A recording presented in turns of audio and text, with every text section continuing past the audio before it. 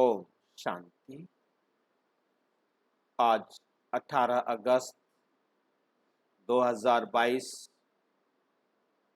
आज की साकार मुरली रंगीन बड़े बड़े अक्षरों में पढ़ें, सुने और मंथन करें।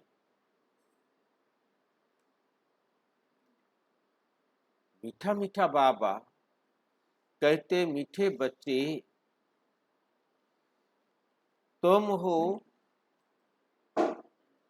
रूहानी सर्जन। सीधे आज क्या बना दिए? और तुम कौन हो?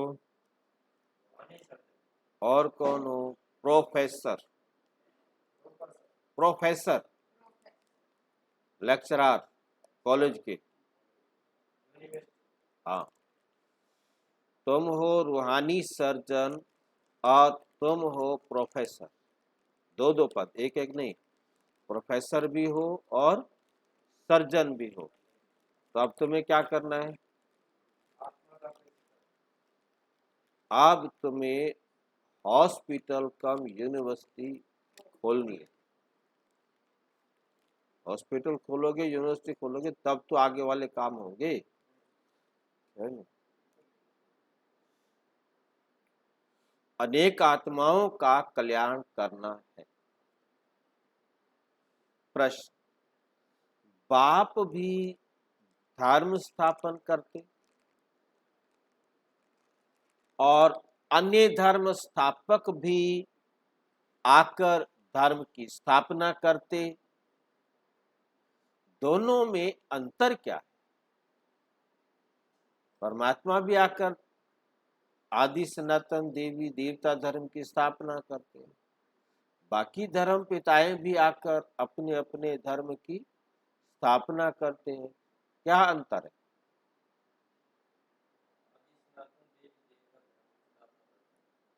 तो ठीक है, चाहे कोई भी धर्म की स्थापना करते, सब अपने अपने धर्म की आके स्थापना करते।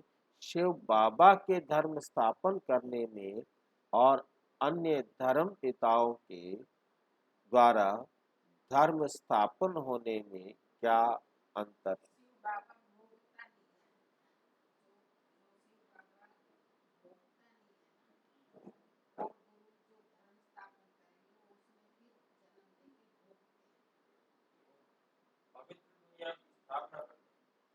तो वो भी तो आते हैं अपनी तरफ से, तो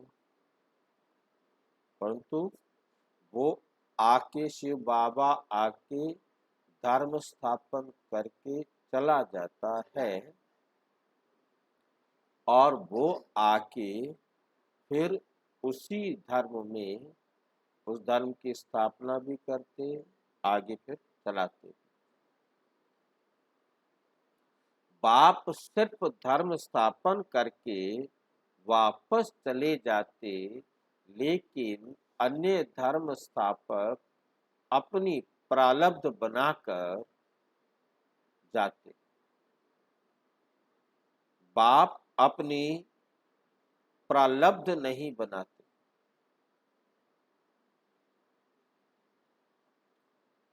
अगर बाप भी अपनी प्रारब्ध बनाए तो उन्हें भी कोई पुरुषार्थ कराने वाला चाहिए। क्या बात समझ में आई? बहुत बहुत ये बात दी है आज बाबा ने। बाबा अपनी प्रारब्ध नहीं बनाता, बाकी धर्म पिताएं आते हैं, धर्म स्थापन करते हैं और फिर प्रारब्ध बना कर जाते हैं। ये प्रारब्ध बनाना क्या होता है? जो शिव बाबा प्रारब्ध नहीं बनाता, बाकी धर्म पिताएं प्रारब्ध बनाते हैं। प्रारब्ध बनाना क्या होता है?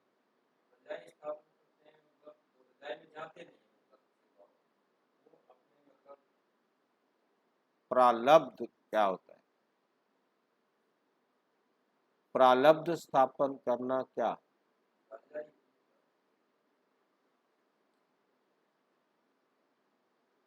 परमात्मा आए आकर के सनातन देवी देवता धर्म की स्थापना की और चला गया, काम खत्म। परंतु बाकी धर्म पिताएं आए और वो फिर दिन प्रतिदिन गिरते चले गए और लास्ट में आकर परमपिता परमात्मा द्वारा ज्ञान लेकर पुनः अपने आप को इस लायक बनाते कि अगले कल्प में आकर फिर से अपने धर्म की स्थापना कर सके, जिसको हम सामान्य भाषा में कहते आए हैं। जो 100 नंबर वाली आत्मा नीचे आई है तो जाने से पहले 100 नंबर वाली बन के जाएगी, उतनी मेहनत करनी पड़ेगी उसको। 60 वाली आई है तो 60 बन के जाएगी, 40 वाली आई है तो 40 वाली बन के जाएगी। जो जितनी पवित्र आत्मा, जिस नंबर की आत्मा परम धाम से जैसे आई वैसे उसको फिर से बन के जाना। तो धर्म पिताओं को भी बन के जाना है ना, तो उनको ये प्रारब्ध बनाना कौन सिखाता? शिव बाबा सिखाते। चाहे वो किसी भी धर्म आत्मा का धर्म का स्थापक करने के लिए आया हो, परंतु उसे वापस घर जाने से पहले अपनी प्रारब्ध उतनी बना के जानी है ताकि अगले कल्प में वे फिर से उस धर्म की स्थापना करने के लिए आ सके। ठीक है। शिव बाबा कहते यदि मैं भी अपनी प्रारब्ध बनाऊं तो फिर मुझे प्रारब्ध बनाने सिखाने के लिए कोई और चाहिए, और चाहिए जो मेरे को फिर बनाना सिखावे। समझ में आ गई ये बात? बात समझ में आ गई है ना? बाप कहते मुझे बादशाही नहीं करनी है, मैं तो बच्चों की फर्स्ट क्लास प्रारब्ध बनाता।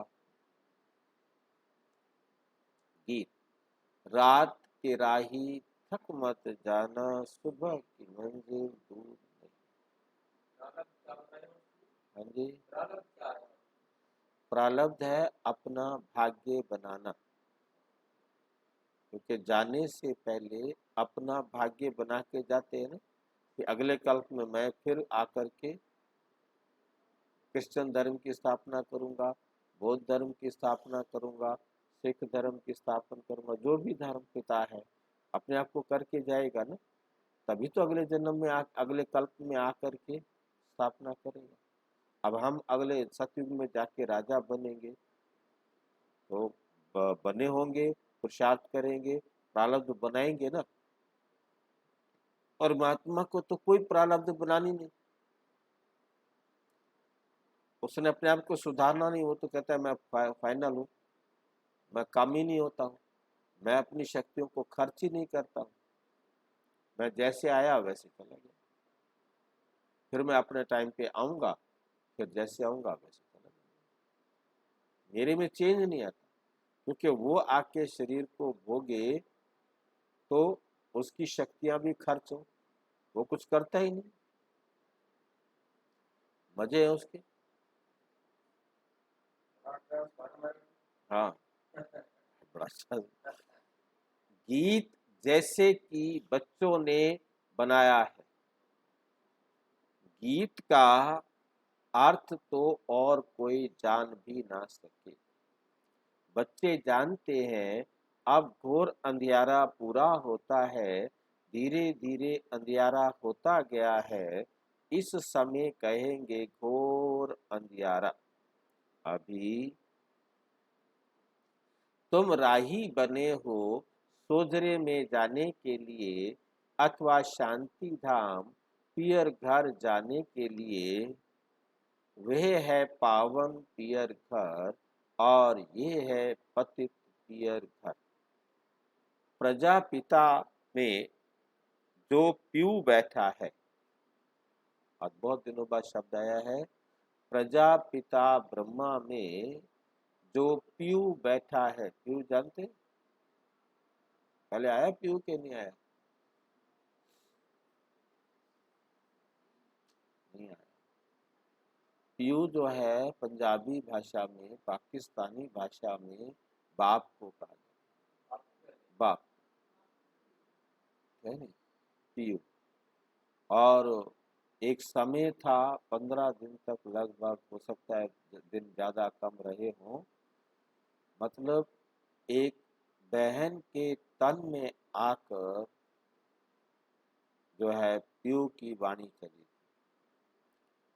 उस समय मैंने आपको बताया था, याद होगा, है ना, कि परमात्मा ने संदेश दिया कि इस कन्या के तन में मैं आऊंगा, आकर मैं राज खोलूंगा। और ब्रह्मा बाबा के तन में नहीं, मम्मा के तन में नहीं, किसी और, उस कुमारी के तन में। और उस कुमारी के तन में आए तो बाबा ने, ब्रह्मा बाबा ने उसके लिए बहुत नए नए कपड़े, क्यों आएगा, इनके तन में हमारा बाप आएगा, उसके लिए नए नए कपड़े, नए नए सब कुछ, एकदम मतलब हर चीज उसको बहुत मान सम्मान के साथ उसको, क्योंकि इसके शरीर में परमात्मा ने आना। फिर उसको बहुत अहंकार हो गया, है ना, तो फिर वो छोड़ करके चली। तो उससे काफी राज खोले, वरना ब्रह्मा को समझ में नहीं आ रहा था।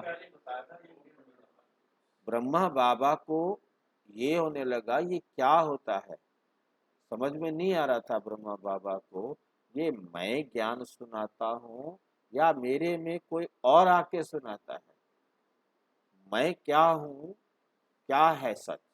मतलब ये ब्रह्मा बाबा को समझ में नहीं आता था, मतलब ब्रह्मा बाबा समझ ही नहीं पा रहा था कि ये क्या हुआ।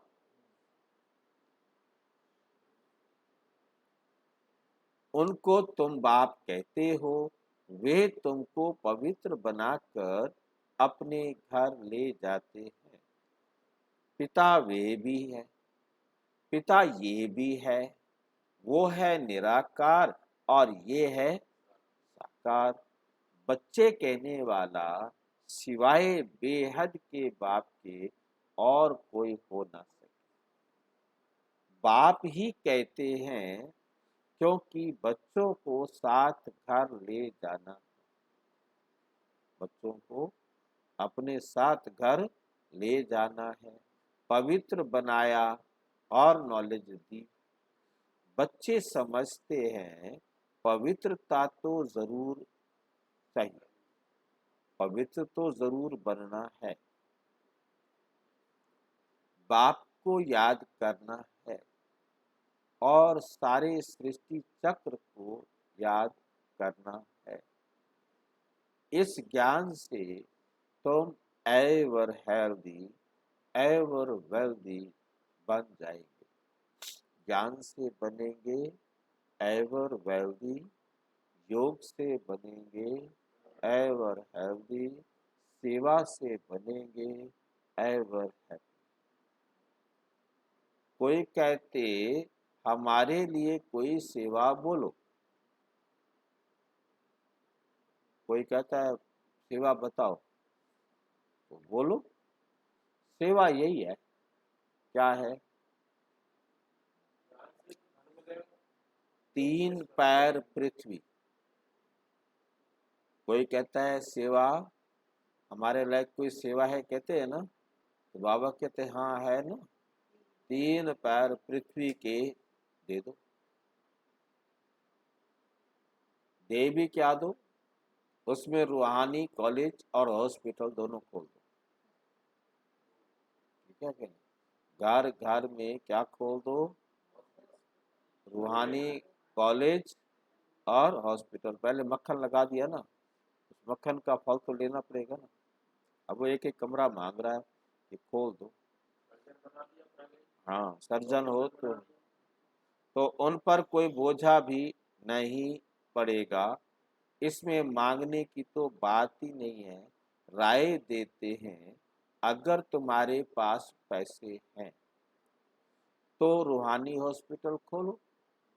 ऐसे भी बहुत हैं जिनके पास पैसे नहीं है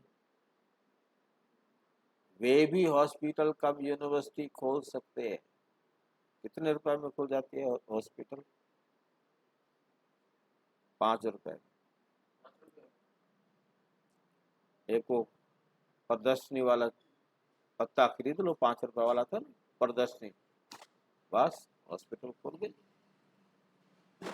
आगे चल तो हम देखेंगे बहुत हॉस्पिटल खुल जाए। तुम्हारा नाम रूहानी सर्जन लिखा होगा। तुमने अपना नाम क्या लिखना है घर के बाद? रूहानी सर्जन, ठीक है, लिखा होगा। रूहानी सर्जन और प्रोफेसर, या तो लिखो रूहानी सर्जन और या लिख दो प्रोफेसर। रूहानी कॉलेज व हॉस्पिटल खोलने में कुछ भी खर्चा नहीं है। कोई खर्चा? 5 रुपए में खोल दो, सभी खोल सकते हैं, सबके जेब में पड़ा होना चाहिए। हाँ जी, तो आज भी तो 5 रुपए की आती है। आज भी 5 प्रदर्शनी अंक जो छोटे वाला है जेब में रखने वाला 5 रुपए का आता है। और कहीं भी सड़क पर बैठ के आजा माँ, बैठ इधर, बस कोई भी मिले, भाई हो मजदूर हो कोई भी हो, आजा इधर बैठ, तेरा मैं आज इलाज कर दूँ। हाँ। रूहानी कॉलेज व हॉस्पिटल खोलने में कुछ भी खर्चा नहीं। मेल या फीमेल, चाहे स्त्री हो चाहे पुरुष हो, दोनों रूहानी सर्जन अथवा प्रोफेसर बन सकते हैं। आगे फीमेल नहीं बनती थी, फीमेल सर्जन नहीं बनती थी, कहते हम नहीं काट सकती, ठीक है क्या नहीं? अब तो बहुत बन गए हैं ना। व्यवहार कार्य पुरुषों के हाथ में था, आजकल तो माताएं निकली हैं, तो अब तुम भी ये रूहानी सर्जन सर्विस करते हो, ज्ञान की चटक लगी हुई हो, फिर किसी भी किसको भी समझाना बड़ा सहज है। घर पर बोर्ड लगा दो, कोई बड़ी हॉस्पिटल कोई छोटी भी होती है। अगर देखो बड़ी हॉस्पिटल में ले जाने वाला पेशेंट है तो बोलना चाहिए कि चलो हम आपको बड़ी हॉस्पिटल में ले चलें, वहाँ बड़े बड़े सर्जन हैं, छोटे सर्जन बड़े सर्जन के पास भेज देते हैं, अपनी फी ले लेते हैं। जो छोटे सर्जन होते हैं खुद इलाज नहीं कर सकते, तो कहते अच्छा जितना मेरे को समझ में आया मैंने आपका इलाज कर दिया, अब हमारी बड़ी दीदी आपको समझाएंगी। उनको अपनी फीस मिल गई ना, आपने जितना उसको रास्ता दिखाया उतनी फीस आपको मिल जाएगी और आगे कर दो। हाँ? फिर समझते यह मरीज ऐसा है, इसको बड़ी हॉस्पिटल में ले जाना चाहिए, तो ऐसी राय देते हैं ना कि तुम्हारा खतरा, बड़ा बीमारी बड़ी खतरनाक है, तुम्हें जो है ना बड़े हॉस्पिटल में जाना पड़ेगा, हमारे पास तो इतना ही इलाज है। तो ऐसे सेंटर खोल बोर्ड लगा दो तो मनुष्य वंडर खाएंगे ना। ये तो कॉमन समझने की बात है। कलयुग के बाद सतयुग जरूर आता है, भगवान बाप ही नई दुनिया स्थापन करता है, करने वाला है। ऐसा बाप मिल जाए तो हम क्यों ना वर्षा लेवें। मन वचन कर्म से इस भारत को सुख देना है, मन वचन कर्म सो भी रूहानी। मन वचन कर्म सो भी कैसा होना चाहिए? अर्थात मनसा अर्थात याद, वचन तो सुनाते हो ही दो है। कितने वचन है? दो बातें सुनानी है। नंबर 1 मन मना भव, नंबर 2 मध्य जी भव। बाप और वर्षे को याद करो। दो वचन हुए ना, बाप को याद करो और वर्षों को याद करो। मन मना भाव माना बाप को याद करना, मन मना भाव माना बाप को याद करना, मतलब हाँ, मन मना भाव में अपने मन को बैठकर बाप की श्रीमत मनाना, समझाना और फिर वो बन जाना। इसलिए मन मना भाव का अर्थ है बाप को याद करना, बाबा की श्रीमत अपने आप को बैठकर समझाना और फिर उस पर चलना और फिर वो बन जाना।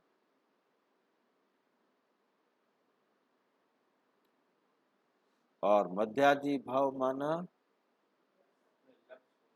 वर्षे को याद करना।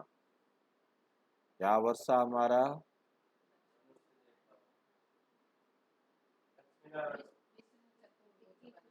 विष्णु चतुर्भुज बनना, कृष्ण बनना। लक्ष्मी नारायण तो बाद में बनेंगे, पहले विष्णु चतुर्भुज बनना। मध्याजी भव माना विष्णु चतुर्भुज स्वरूप को याद करना।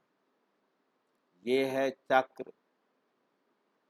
वर्षा कैसे लिया और वर्षा कैसे गंवाया। बुढ़ियों को भी शौक होना चाहिए, ये नहीं कहना है क्या करूं, मैं तो बुढ़िया हो गई या बुढ़ा हो गया, अब मैं क्या समझाऊंगा।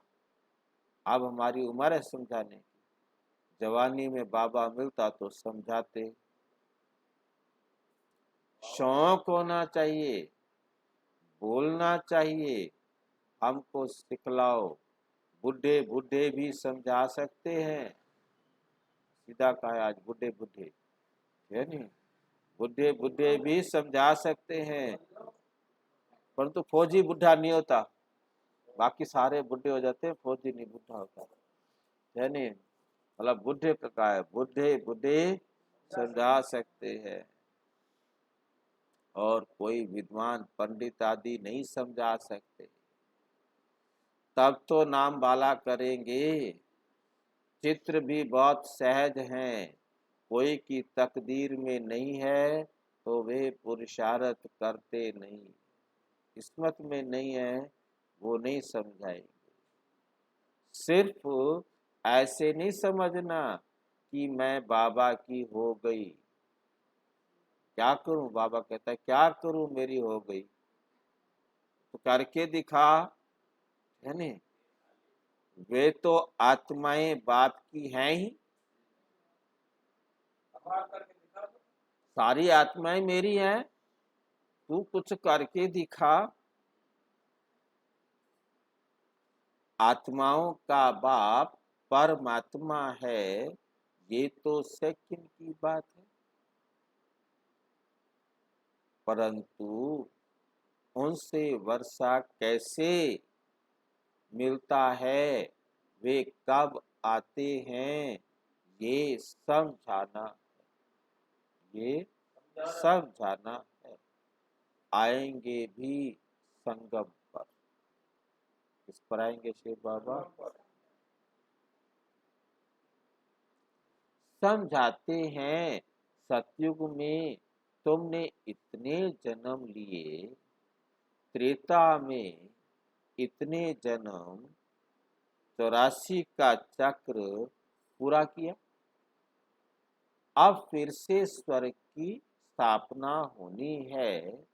सतयुग में और कोई दूसरे धर्म होते नहीं, एक ही धर्म होता है, आदि सनातन देवी देवता धर्म।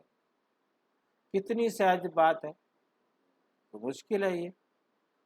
दूसरे को समझाने से कोई फायदा होगा? हाँ जी, खुशी बहुत होगी। समझाओगे ना दूसरों को तो आपको खुशी बहुत होगी, तंदुरुस्त हो जाएंगे। खुशी मिलेगी तो क्या हो जाएंगे? क्योंकि खुशी जैसी खुराक नहीं, और ये फ्री में मिलेगी। जितना ज्ञान बांटोगे उतना खुशी मिलेगी, उतना तंदुरुस्त होते जाए, क्योंकि आशीर्वाद मिलती है ना। बुढ़ियों के लिए तो बहुत सहज है, यह दुनिया के अनुभवी भी हैं। किसको ये बैठ समझाए तो कमाल कर दिखाएं, कमाल कर दिखाएं। सिर्फ बाप को याद करना है और बाप से वर्षा लेना है। जन्म लिया और मुख से मम्मा बाबा कहने लगते हैं, तुम्हारे आर्गन्स तो बड़े बड़े हैं, तुम तो समझ कर समझा सकते हो, समझ कर समझा सकते हो। बुढ़ियों को बहुत शौक होना चाहिए कि हम तो बाबा का नाम बाला करें, और बहुत मीठा बनना चाहिए, मोह ममत्व निकल जाना चाहिए। मरना तो है ही, मरना तो है ही, बाकी 2-4 रोज जीना है, बाकी 2-4 दिन जीना है बस। तो क्यों ना हम एक से ही बुद्धि योग रखें। ये तो सारे धोखा देने वाले हैं, माँ बाप पति पत्नी अड़ोसी पड़ोसी सब क्या देने वाले हैं, नहीं चले जाएंगे। मैंने तो रहना है ना,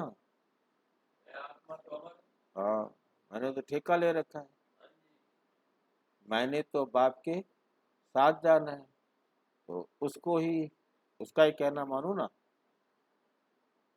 तो क्यों ना हम एक से ही बुद्धि योग रखें, जिसके साथ घर जाना है।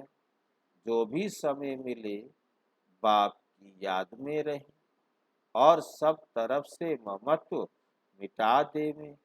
60 वर्ष के जब होते हैं तो वानप्रस्थ लेते हैं। वे तो बहुत अच्छा समझा सकते हैं, क्योंकि 60 साल के हो गए ना, 60 साल से बड़े जो भी हो गए वो तो वानप्रस्थ ले लेते, अब उनके ऊपर जिम्मेवारियां खत्म। अब तो वो अच्छा समझा सकते हैं ना।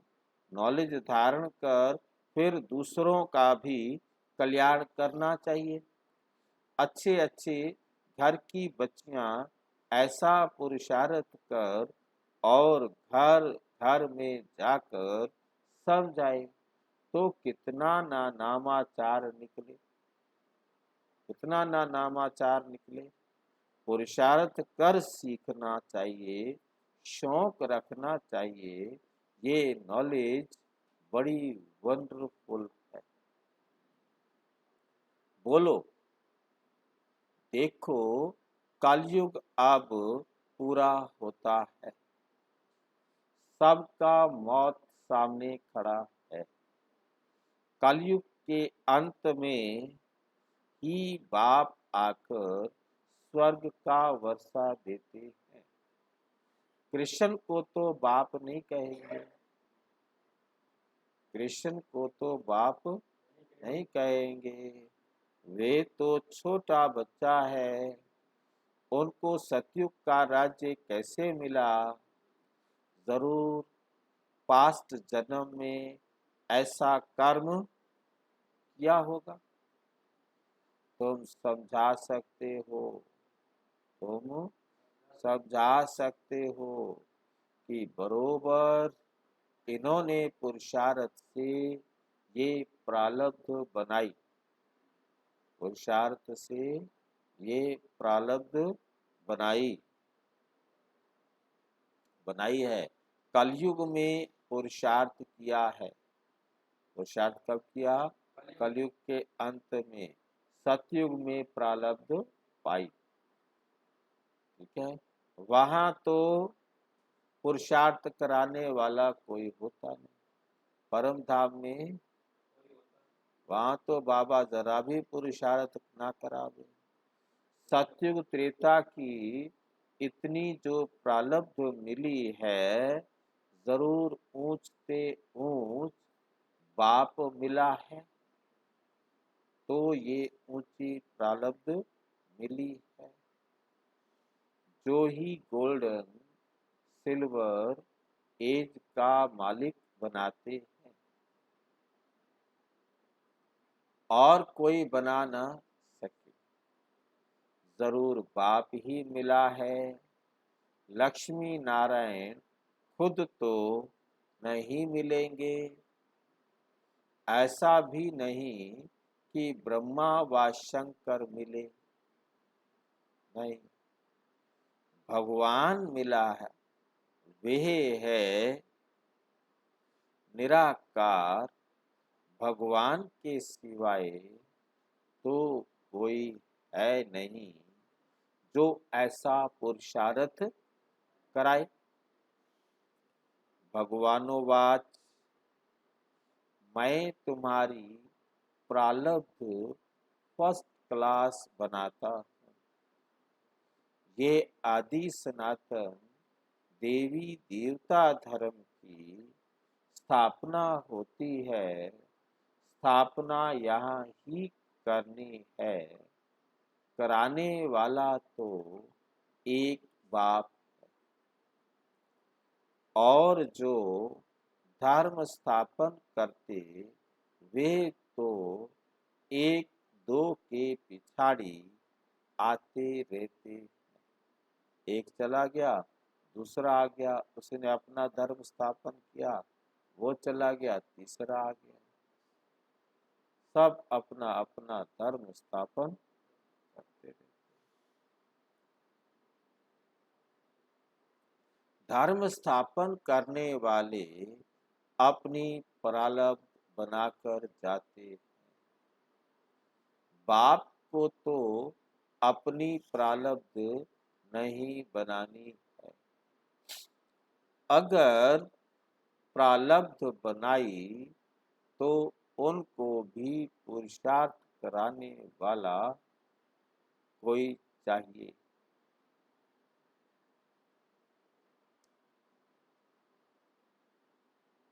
शिव बाबा कहते हैं, मुझे कौन पुरुषार्थ कराएगा? मेरा पार्ट ही ऐसा है, मैं बादशाही नहीं करता। मैं बादशाही नहीं करता। ये ड्रामा बना बनाया है।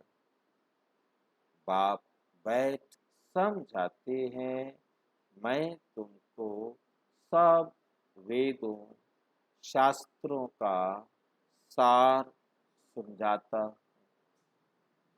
ये सब है भक्ति मार्ग।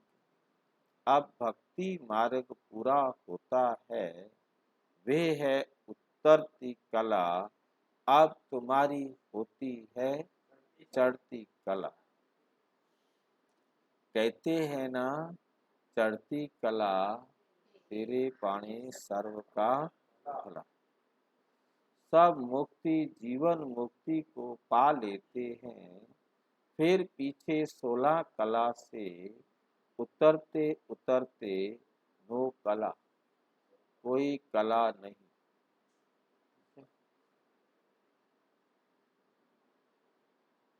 ग्रहण लग जाता है ना, ग्रहण थोड़ा थोड़ा होकर लगता है। ग्रहण लगता है ना, पहले थोड़ा सा लगता है, फिर बड़ा होता जाता है।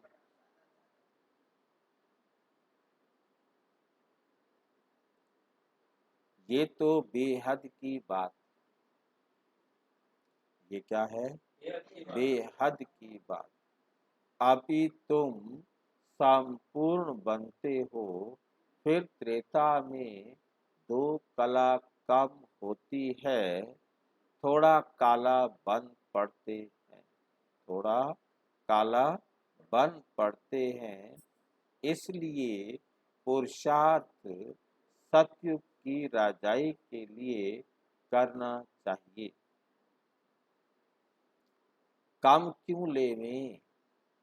हाँ, परंतु सभी तो इम्तिहान पास कर नहीं सकते। जो 16 कला संपूर्ण बने, बच्चों को पुरुषार्थ करना भी है और कराना भी। इन चित्रों पर बहुत अच्छी रीति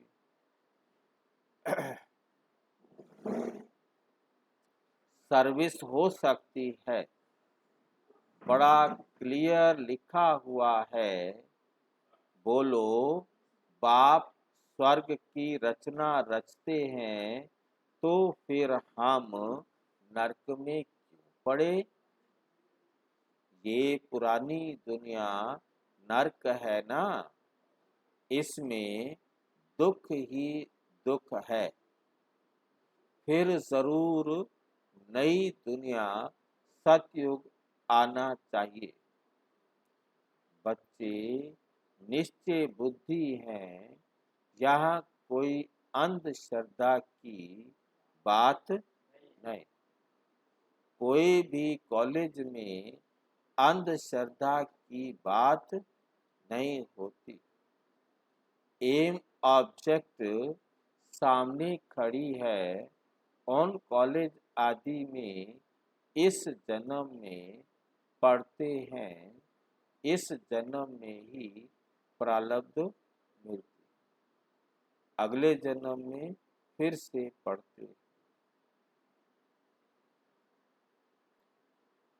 और यहाँ इस पढ़ाई की प्रारब्ध विनाश के बाद दूसरे जन्म में तुम पाएंगे।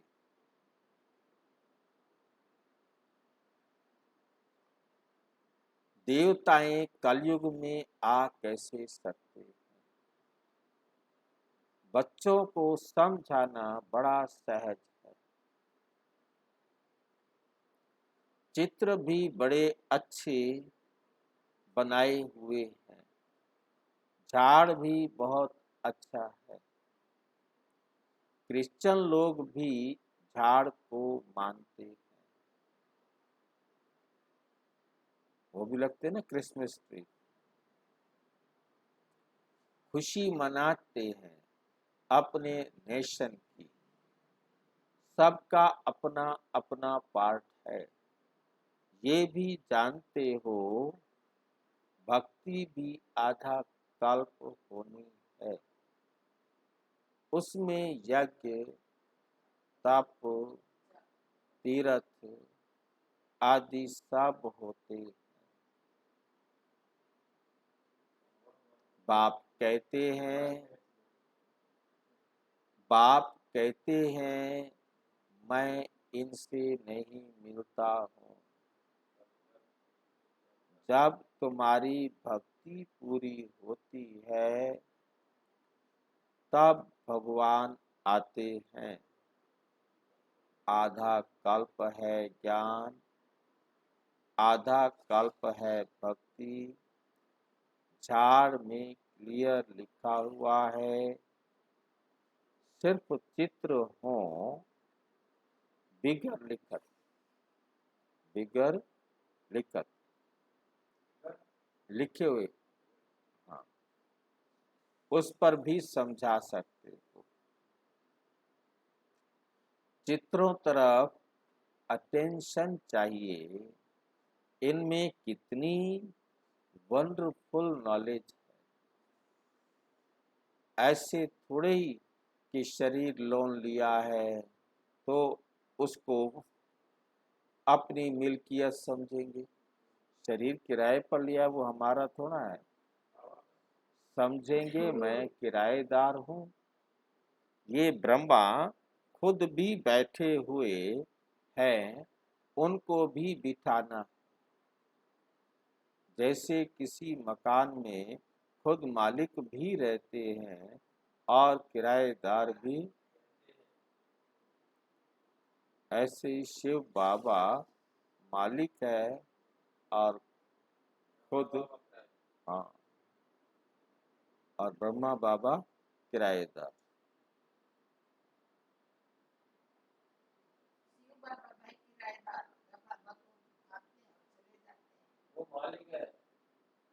शिव बाबा ने ब्रह्मा बाबा के तन को छीन लिया, मैं मालिक हूँ और अब तो किराएदार है।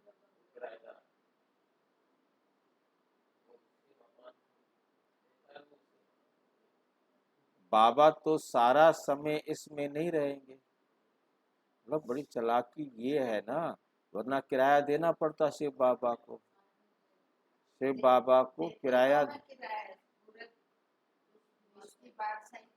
उसके नहीं देते, पूरे विश्व की बादशाही किराए में नहीं देते हैं।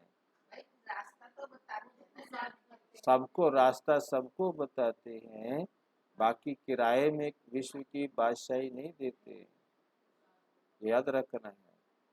यानी बाबा कहते मैं किराएदार हूँ तेरे मकान में और तू किराएदार है मेरे मकान।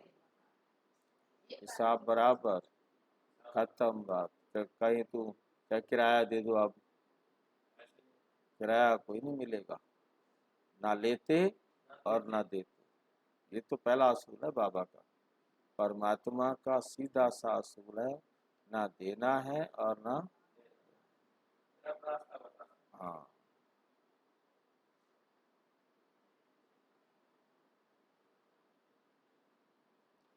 इनको हुसैन का रथ कहा जाता है, इनको हुसैन का रथ कहा जाता है। जैसे क्राइस्ट की आत्मा ने किसी बड़े तन में प्रवेश कर क्रिश्चियन धर्म स्थापन किया, छोटेपन में शरीर दूसरे का था, वे छोटेपन में अवतार नहीं था। नानक में भी पीछे सोल प्रवेश कर सिख धर्म स्थापन करती है। यही बातें वे लोग समझ नहीं सकते, ये बातें दुनिया वाले समझ नहीं सकते हैं। ये बहुत समझ की बात। पवित्र आत्मा ही आकर धर्म स्थापन करती है। अभी कृष्ण तो है सत्युग का पहला पहला प्रिंस, उनको द्वापुर में क्यों ले गए? सतयुग में लक्ष्मी नारायण का राज्य दिखाते हैं, ये भी तुम जानते हो। राधे कृष्ण ही लक्ष्मी नारायण बनते हैं, फिर विश्व के मालिक बनते हैं। उन्हों की राजधानी कैसे स्थापन हुई, ये किसकी बुद्धि में नहीं, ये किसकी बुद्धि में नहीं है।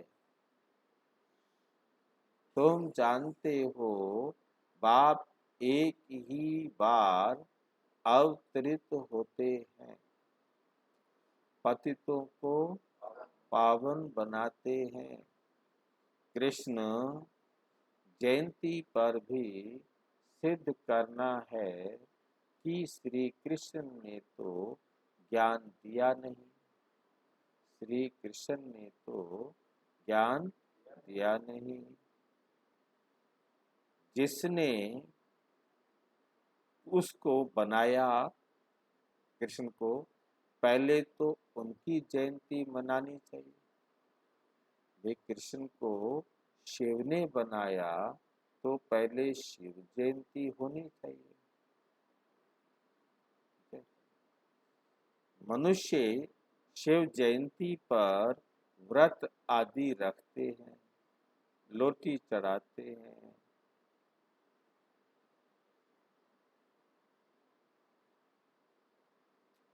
सारी रात जागते हैं। यहाँ तो है ही रात, इसमें जितना जीना है उतना पवित्रता का व्रत रखना है। व्रत धारण करने से ही पवित्र राजधानी के मालिक बनेंगे।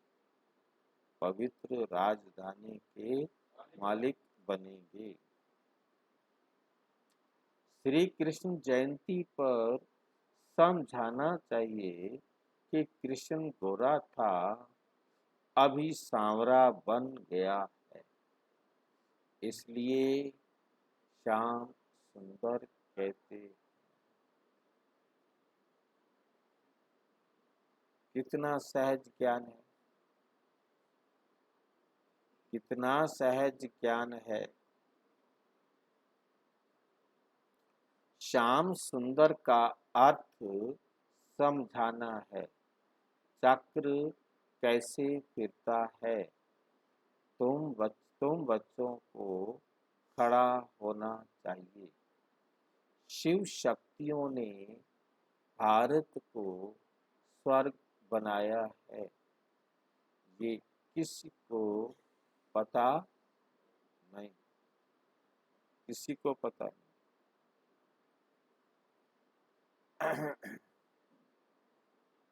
बाप भी गुप्त, ज्ञान भी गुप्त और शिव शक्तियां भी गुप्त। तुम चित्र लेकर किसी के भी घर में जा सकते हो। अगर आपके घर कोई ना आता हो, आप 5 रुपए का चित्र उठाओ और किसी के घर भी घुस जाओ। आजा, तेरे को स्वर्ग का मालिक।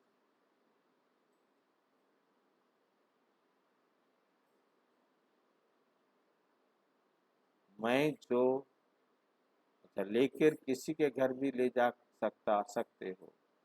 बोलो, तुम सेंटर पर नहीं आते हो, इसलिए हम तुम्हारे घर में आए हैं, तुमको सुख धाम का रास्ता बताने के लिए। तो वे समझेंगे ये हमारे शुभ चिंतक हैं। यहाँ तन रस की बात पिछाड़ी में मनुष्य समझेंगे कि बरोबर मनुष्य लाइफ व्यर्थ गंवाई। लाइफ तो उन्हीं की है ना। अच्छा,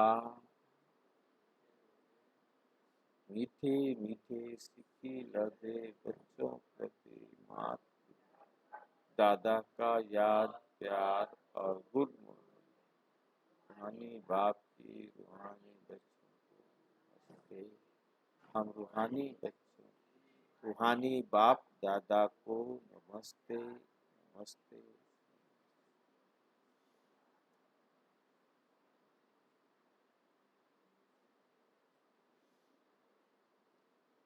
धारणा के लिए मुख्य सार। नंबर 1, नष्टो मोहा बन। एक बाप से ही अपना बुद्धि योग रखना है। देही अभिमानी बन, यही शिक्षा धारण करनी और करानी। नंबर 2, मन वचन कर्म से भारत को सुख देना है। मुख से हर एक को ज्ञान के 2 वचन सुनाकर उनका कल्याण करना है। शुभ चिंतक बन सबको शांति धाम सुख धाम का रास्ता बताना। वरदान। बेफिक्र बादशाह की स्थिति में रहे, वायुमंडल पर अपना प्रभाव डालने वाले मास्टर रचयिता भव। क्या बनना है हमको? मास्टर रचयिता भव। जैसे बाप को इतना बड़ा परिवार है, फिर भी बेफिक्र बादशाह।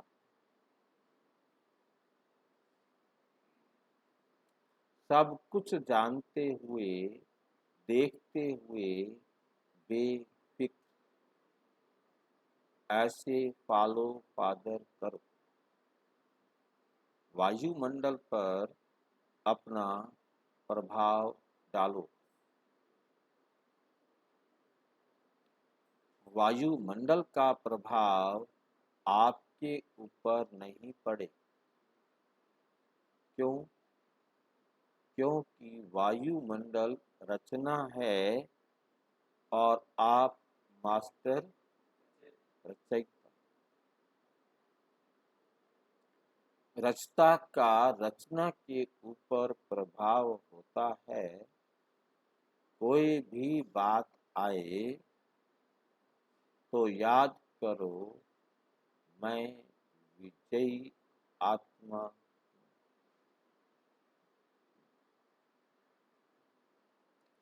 इससे सदा बेफिक्र रहेंगे, घबराएंगे नहीं। स्लोगन: प्रसन्नता की छाया द्वारा शीतलता का अनुभव करो तो निर्मल और निर्माण रहेंगे। निर्मल भी रहेंगे और निर्माण भी रहेंगे। और विस्तार से जानने के लिए विश्व में 140 देशों में प्रजापिता ब्रह्मा कुमारी ईश्वरीय विश्वविद्यालय के किसी भी सेवा केंद्र पर संपर्क करें। और यदि कोई प्रश्न हो तो 9213106986 पर केवल टेलीग्राम करें। 9650692270 पर केवल व्हाट्सएप करें, फोन नहीं। ओम